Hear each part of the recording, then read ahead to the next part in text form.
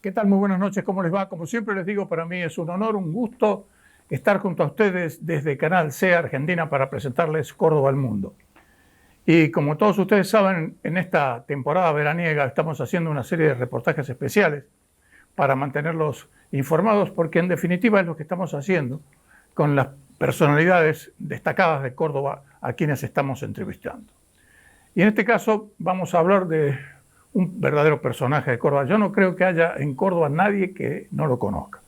Estamos hablando de Gregorio Díaz Lucero, pero es como ocurre con Maradona, todo el mundo lo conoce como el Gori.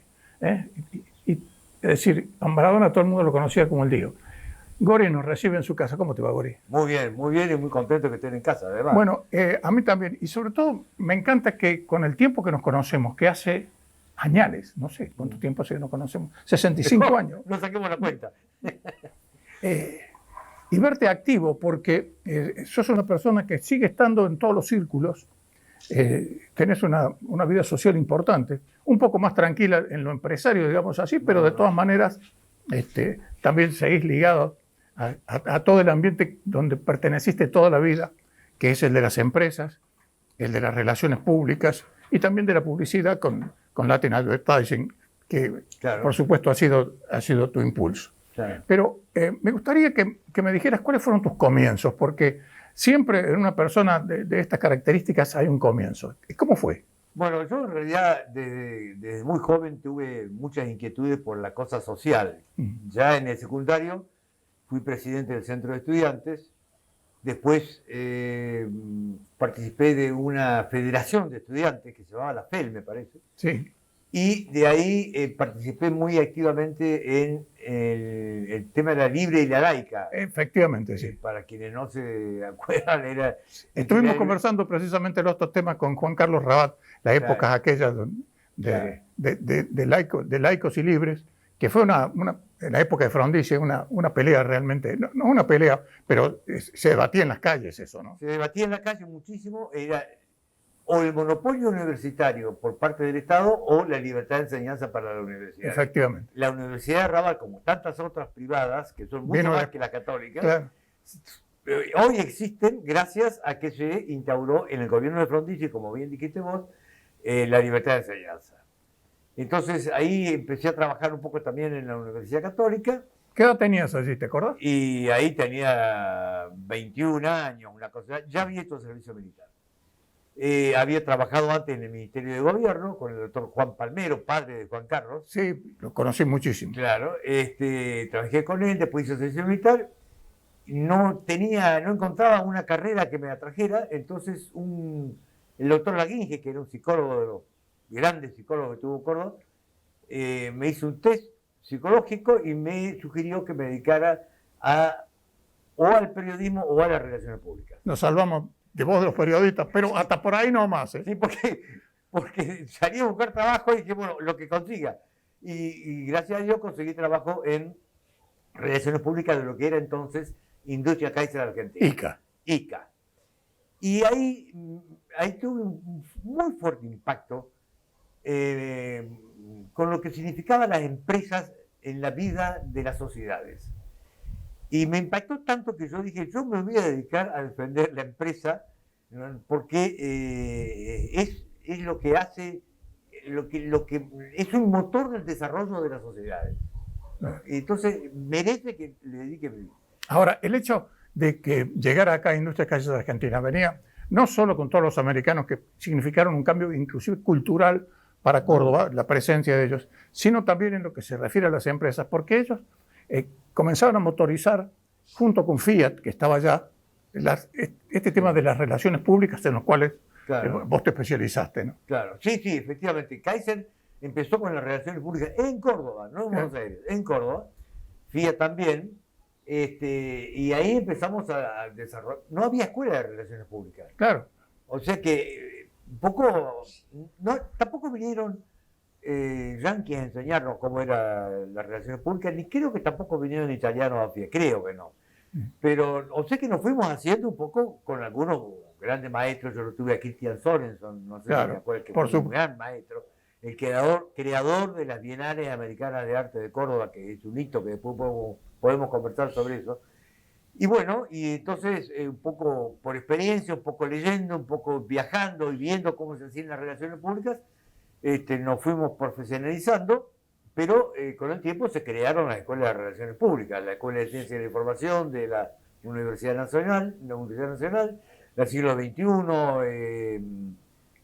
la Pascal y Cervantes empezaron a generar y empezaron ya a nutrirse la actividad de profesionales. Ahora, fíjate vos el momento en que vos elegiste para decir a defender las empresas, porque vamos a hablar de la época, Sí, de la época que estamos hablando. Sí. Estamos hablando de la década del 70, sí, en momentos en que había un fuerte movimiento de izquierda dura Sí. en el país, donde veían a las empresas como explotadoras, Sí. como el imperialismo, Sí. y en consecuencia trataban de difundir, lo consiguieron con éxito en muchos casos, que las empresas y los empresarios eran mala palabra, ¿no? sí, sí, sí, Y fíjate cómo lo pagaron algunos, como fue el caso de Ricardo Goya, sí. a quien que era el gerente de relaciones laborales de ICA, a quien lo mataron de 15 balazos Sí, en el año exacto. 1974, Sí. cuando iba desde Altagracia Sí. hacia la fábrica, ¿no? Sí. Es decir, eran momentos terribles. Y después también lo que le pasó a Oberdan Salustro en el caso de Fiat también. Es decir, eran momentos realmente muy serios. Y todo eso te tocó vivirlo a vos. Sí. Es decir, ¿cómo se vivía eso dentro de la fábrica en aquel momento en que ya, por supuesto, en 74 estamos hablando 5 años después de Cordobazo, pero seguía la efervescencia, ¿no? Sí, eran momentos tremendamente duros. Muchos de nosotros, los que estábamos más expuestos, teníamos guardias en las casas, teníamos custodia personal, teníamos miedo, la verdad, se ha dicho, teníamos miedo de que nos afectaran, no tanto a nosotros, pero sí a nuestras familias. Y sobre todo se perdió el control de las fábricas. Yo te quiero agregar que además de Ricardo Goya, en Kaiser y Renault, ya porque tomamos los dos periodos, también fueron asesinados Lozano Exacto. y otro muchacho que era Sarracán, que era gerente de mecanizado. Tres excelentes personas, pero excelentes, y sobre todo 3 personas que se habían hecho desde abajo, ¿no? Es decir, habían empezado como operarias y habían llegado a cargos gerenciales importantes, uno de la Forca, otro mecanizado y el otro de relaciones laborales. Bueno, y además hubo también mucha presión sobre la supervisión en general, ¿no? O sea que fueron momentos duros, tremendos. Voy a decir una cosa un poco fuerte quizás, pero No, este micrófono está absolutamente abierto. tan duras como fueron también la época militar. Sí, efectivamente es así. Y estamos hablando de la época de Onganía. Estamos hablando de la época ya no estaba. Para la época de Goya ya no estaba Onganía. Lo había reemplazado. no estaba Onganía. No, Claro, lo había reemplazado. Vino la dictadura militar, vino después. Claro, vino Lanusse. No, yo creo que vino Onganía. Claro, vino Onganía. Onganía estaba en el 69. Onganía estaba en el 69. Y no estamos un año. No, en el 76 vino la Junta Militar. En el 76. 76. Exactamente. Después de Isabel. Claro, después de Isabel. ¿no? Efectivamente. Bueno, esos años, y cuando asume la dictadura militar también fue duro también. Fue duro, ¿no? Sí, efectivamente. Uno veía desaparecer gente también. No, fueron tanto unos como los otros, fueron años muy duros, muy duros. Todos los vivimos a eso, los periodistas también. Sí. Fue muy grave realmente. Pero bueno, se superó con el tiempo, gracias a Dios, pero vamos a decir que la Argentina todavía no encontró un derrotero de tranquilidad y de paz. Este país ha sobrevivido a cada una de esas cosas y ahora estamos viendo un cambio que ojalá pudiera materializarse, pero por supuesto con las tensiones de siempre. Sí. Es decir, es como un resurgir de la Argentina que hemos tenido. Y que nosotros lo hemos vivido a todas, Gori, a todas. Sí, hemos vivido todas.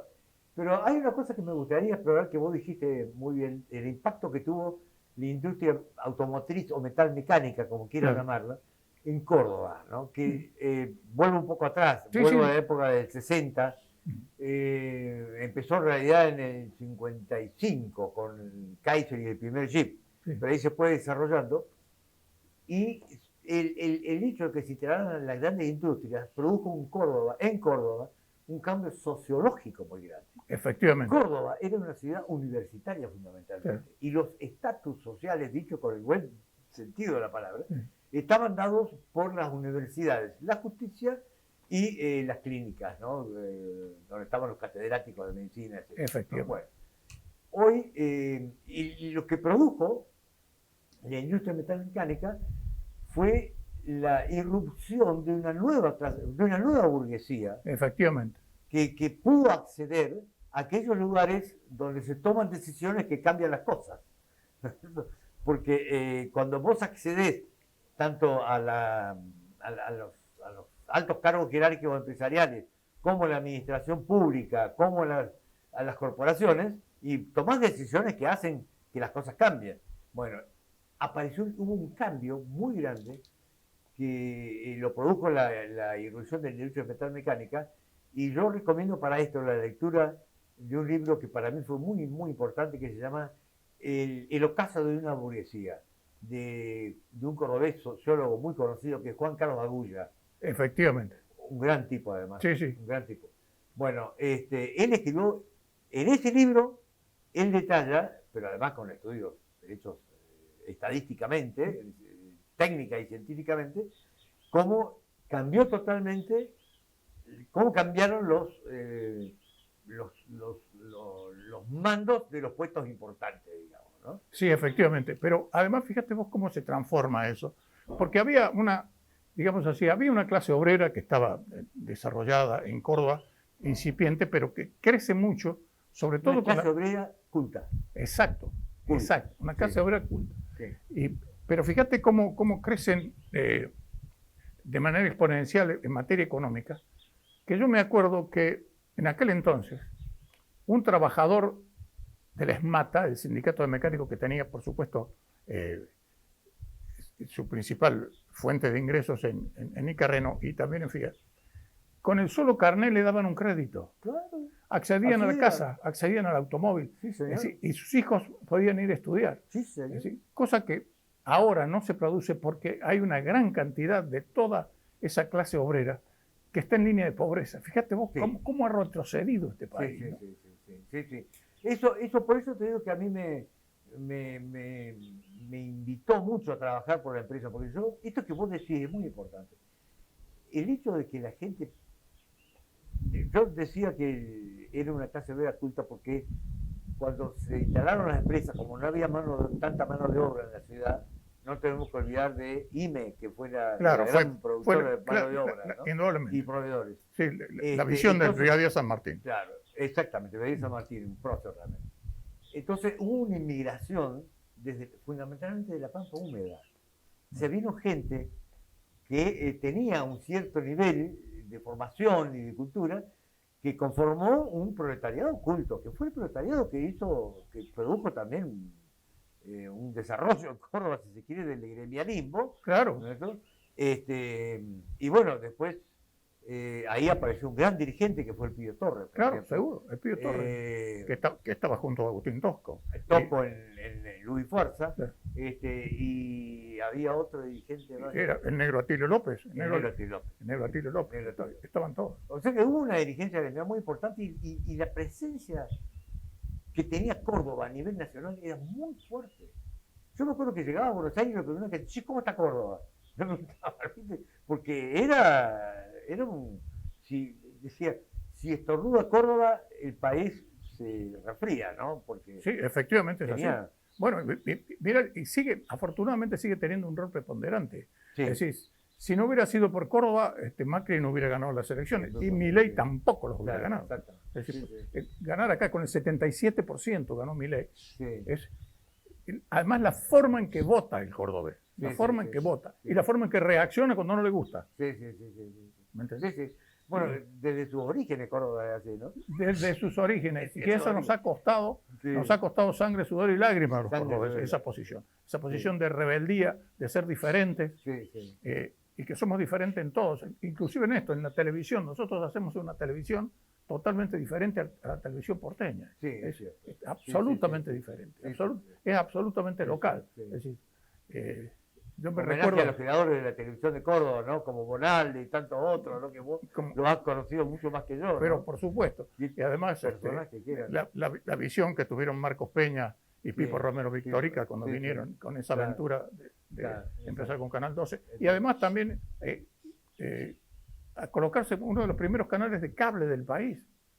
Eso no me acordaba. Claro, uno de los primeros cables del país, estaba allí en la calle 27 de abril. Claro. El primer, y después el desarrollo de los cables, y después llegando ahora donde estamos con un canal como Canal C que llega no solo a toda Argentina, sino también a Uruguay. Fíjate vos cómo han evolucionado las cosas. Muy bueno. Bueno, así que ahí estuve en Renault hasta el año 90, en Córdoba hasta el año 91, que me llevaron a Buenos Aires. Ahí asumí la dirección nacional de las comunicaciones de Renault. Lo reemplacé a un amigo tuyo, Tibor Telecki. A Tibor Telecki. Claro. ¿Qué personaje es también? Sí, el conde Tibor Telecki. Bueno. Y después, entonces vino el proceso de privatizaciones y me convocaron para conformar el equipo fundador de Aguas Argentinas. Efectivamente, también en Buenos Aires. En Buenos Aires. Y bueno, nos fuimos con Martelena y el hijo más chico, Francisco, a vivir a Buenos Aires. Y entonces se abrió la licitación de Aguas de Córdoba, que la abrió Angelossi, no me acuerdo. Sí, efectivamente. Entonces yo hice mucha fuerza para que los franceses se presentaran a la licitación, porque era mi pasaje de regreso a Córdoba. Claro. Y bueno, gracias a Dios se presentaron, se fundó Aguas Cordobesas y me vine a Córdoba, por supuesto, y hicimos una muy linda empresa. La verdad que es una muy buena empresa, que hoy sigue siendo una muy buena empresa. Sí, cambió absolutamente. Yo me acuerdo que los cordobeses sufríamos esos paros salvajes que había en la época de obras sanitarias. Es decir, nos quedábamos sin agua los cordobeses, era una cosa. Sí, por eso digo que hemos tenido que pagar con sangre, sudor y lágrimas todas esas posiciones extremistas absurdas. Sí. Tanto en Buenos Aires como en Córdoba, realmente los servicios de agua y de cloacas estaban colapsados. En Córdoba los de cloacas no estaban tan mal, porque era más chico, pero los de agua estaban realmente colapsados. Hubo que hacer un esfuerzo inmenso para poder revertir ese proceso y garantizar que todo Córdoba o todo Buenos Aires allá tuviera el agua que corresponde, ¿no? Bueno, vamos a hacer una pausa, Gori, e inmediatamente después vamos a seguir hablando de un hito muy importante para Córdoba, como fueron las Bienales de Arte. Seguimos conversando con Gori Díaz Lucero. Bueno, un hecho trascendental para el país en materia artística, como fueron las bienales que se hacían aquí en Córdoba, las Bienales de Arte, que inclusive hay obras que se encuentran en algunos museos importantísimos. Contame cómo fue esa idea de trasladarlo aquí a Córdoba, Gori.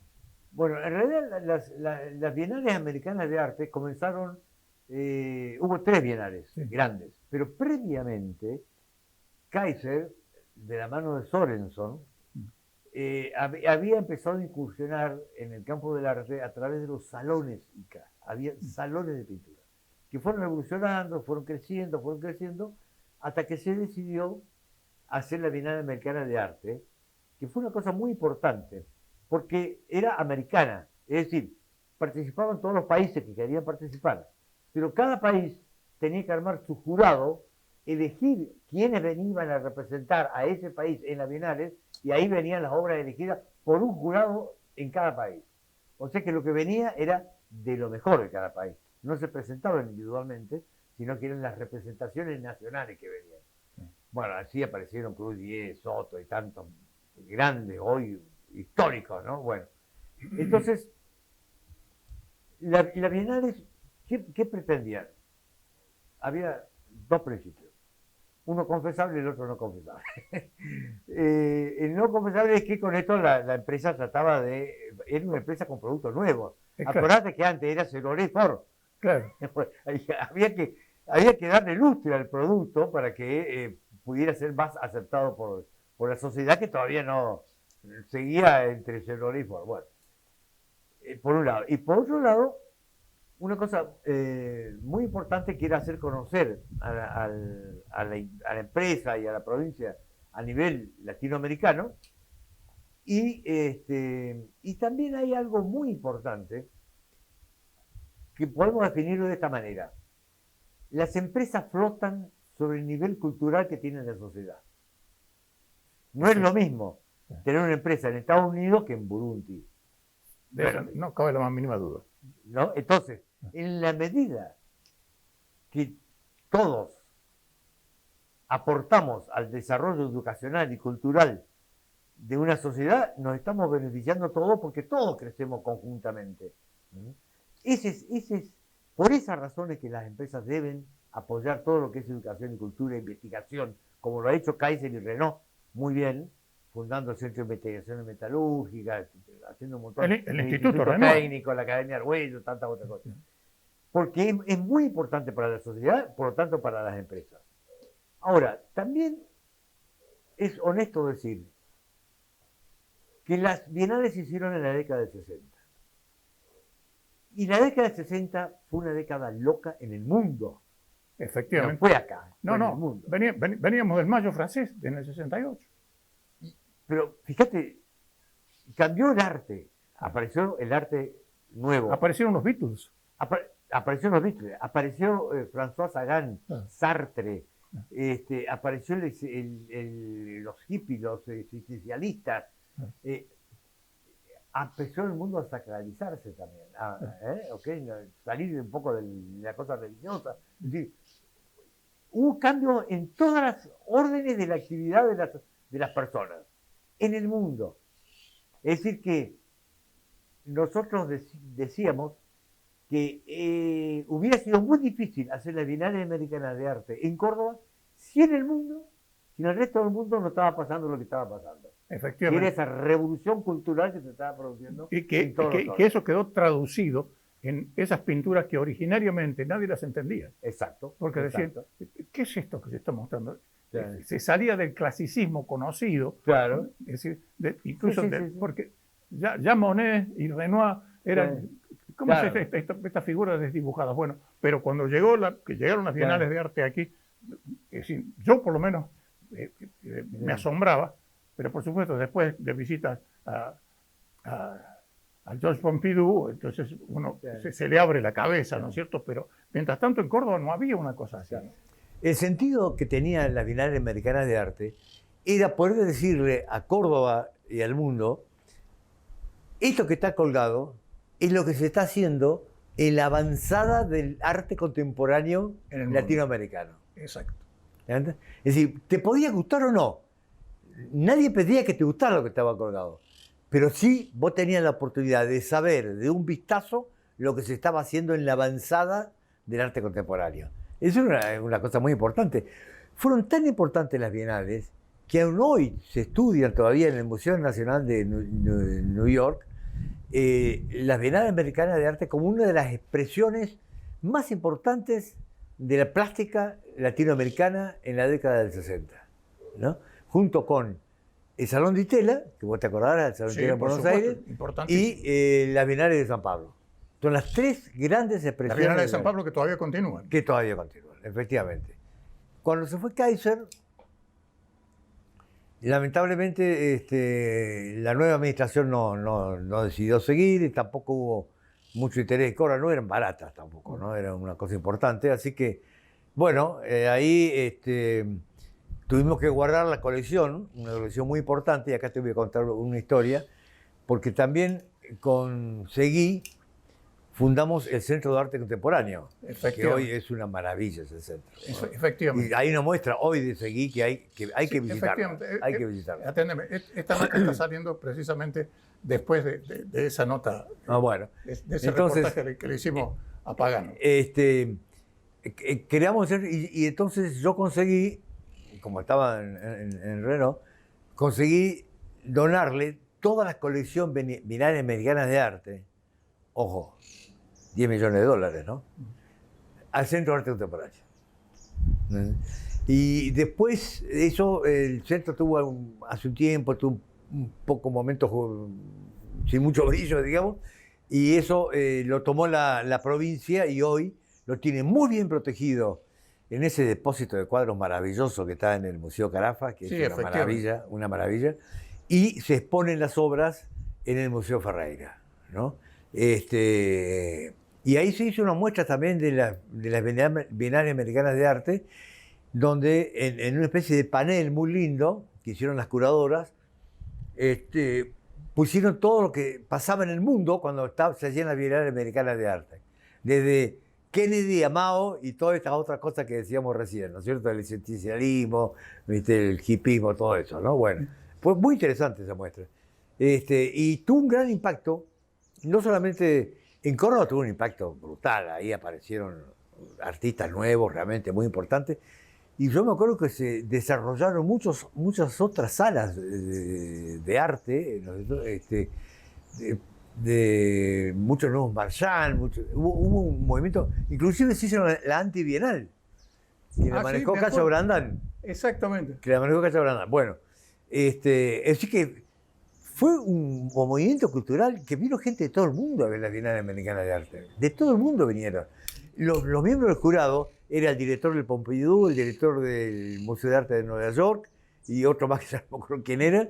Y este jurado, o sea, que atrajo artistas de todo el mundo, vinieron, vos sabés las delegaciones que venían. No, si me acuerdo peseta. Y bueno, acordate que en esa época se hizo también, lateralmente, se hizo el Festival de Cine Cortos. También. Se hizo el Festival de Música Experimental.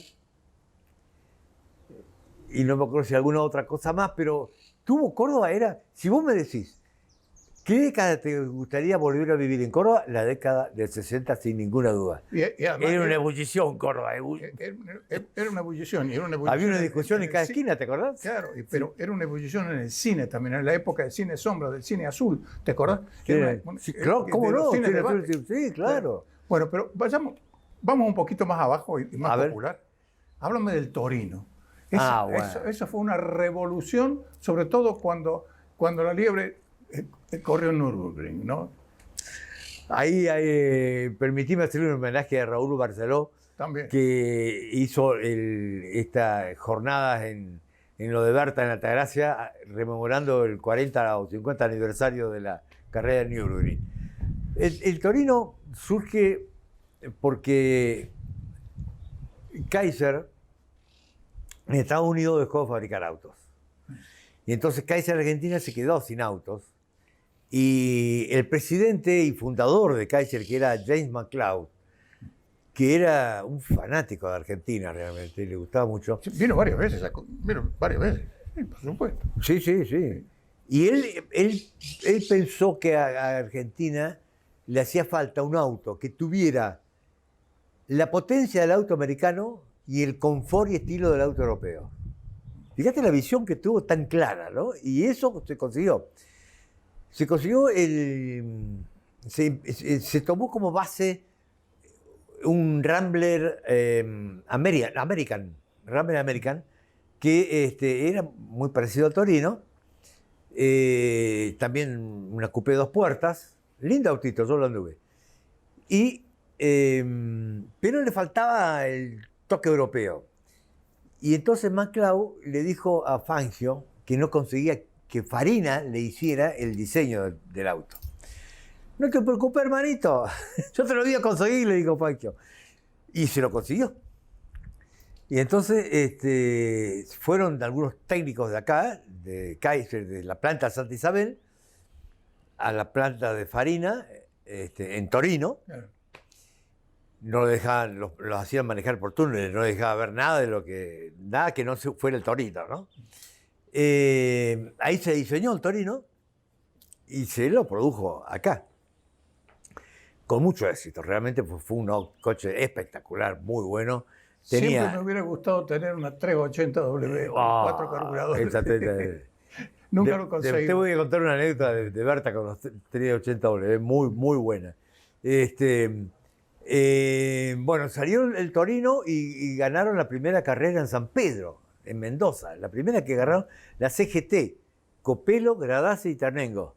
¿No? Copelo, Gradase y Ternengo, los 3 grandes corredores. Y Copelo un líder realmente, fuimos muy amigos con él.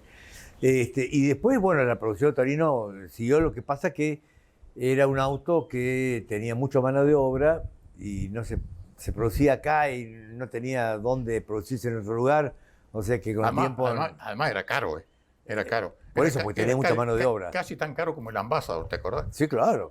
El Ambassador fue el primer auto en Argentina que tenía levantavidrios eléctricos y aire acondicionado. ¿Cómo no? Incorporado al tablero, sí, sí. Y bueno, y lo de Nürburgring fue algo fantástico, porque ahí tuvo mucho que ver Fangio, los corredores, por supuesto, y en realidad el coche que más vueltas dio fue el Torino, sino que tuvo una penalización porque se le rompió el caño de escape. Hubo una trampita ahí también, ¿eh? Sí, a eso voy. Entonces, en Nürburgring el reglamento impide que alguien arregle el auto que se rompe si no es el piloto. O por lo menos así era en aquella época. Se rompió el caño de escape, entonces lo tuvo que arreglar Copelo.